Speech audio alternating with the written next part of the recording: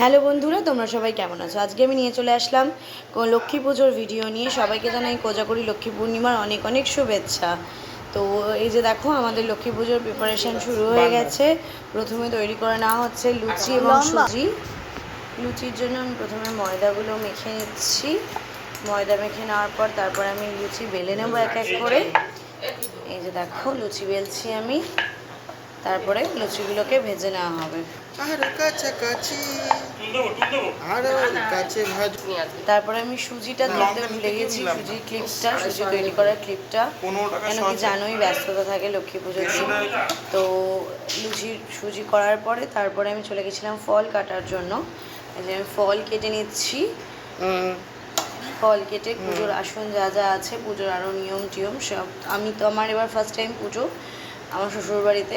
আমার মামনি সব দেখিয়ে দেখিয়ে দিচ্ছিল, মামনি করছিল, তার সাথে সাথে আমিও হেল্প করছিলাম।